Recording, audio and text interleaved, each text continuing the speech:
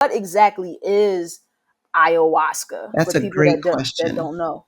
Yeah, I'm so glad you asked that because right now I think it's popular and it's a buzzword because so many Yeah. celebrities and athletes um, have drunk the medicine and had powerful experiences, and it's all over social media and YouTube. But I think that people need to have a better understanding of what it is and what it isn't, and that it's not the only medicine of its type. So, psychedelic and hallucinogenic medicines that actually have a positive impact on the physical, mental, emotional, and spiritual state of an individual are known as entheogens. Psilocybin mushroom is an entheogen.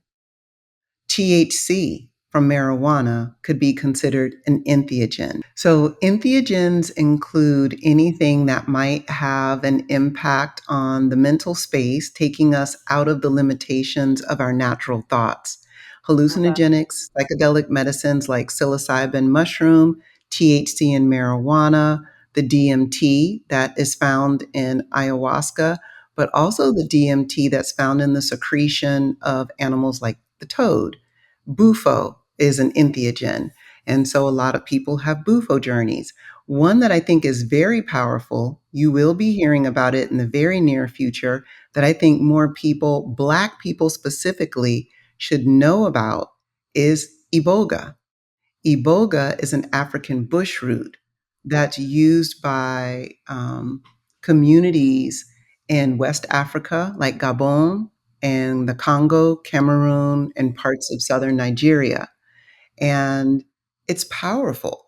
So, right now, everyone's talking about ayahuasca, but mark my words, Black people in a year to 2 years will be talking about Iboga because of its lineage connection to our DNA. And I find that journey to be really powerful, not to be compared to ayahuasca or Bufo or any of the others. They each have very unique experiences for humans.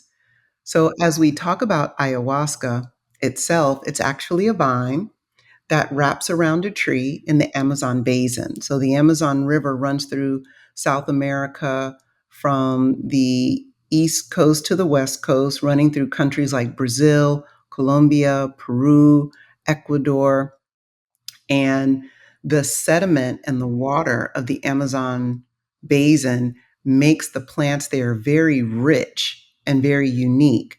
So the ayahuasca vine is cut and pounded and placed over wood and heated.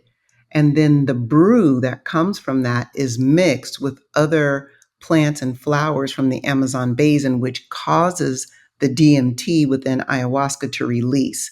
So that whole blend together is the ayahuasca tea. So it's not like somebody Okay. can just take the chopped ayahuasca vine and start to eat it or turn it into a tea and drink it. It really won't do anything. You have to have the thing that releases it in the system mixed with it. And so this tea, this brew, is prayed over and into by the indigenous communities that live along the Amazon basin. And those prayers are called Icaros. Icaros. And so Icaros. they're speaking in their tribal languages, they're speaking sometimes in Spanish. And when the person drinks the brew, they're drinking the love and the prayers and the magic that's put into it by the community that boiled that brew. Interesting. It does give you hallucinations, but it also gives you a mental release to see all that's possible. Some people see shapes and sacred geometry. Some people, like I, are very connected to nature. You can begin speaking to animals and bugs and trees. And some people who take psilocybin mushroom, they have that same experience, being very connected to nature. Ayahuasca, in particular, gives you like a lineage connection. So many people end up hearing from ancestors and relatives, some that they knew and some that they've never met and they don't know.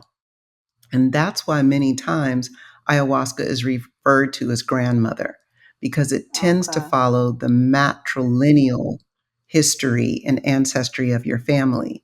So usually it's a woman that's speaking to you, like a grandmother, great grandmother, great great grandmother, that's giving you this really loving information. Sometimes, like a grandmother can do, it needs to be a little more forceful because sometimes we're not listening. We're not picking up on what's being dropped into us. And so we have to be given some stronger love, like a grandmother would give. And that's when people start feeling like they're dragging on the ground or they can't get up. And when we hear about people regurgitating and having bowel movements, Yeah. that means that there's toxins, either physically, emotionally, mentally, or spiritually, that's trapped within our cells, within our body, that must be released. So it has to come out.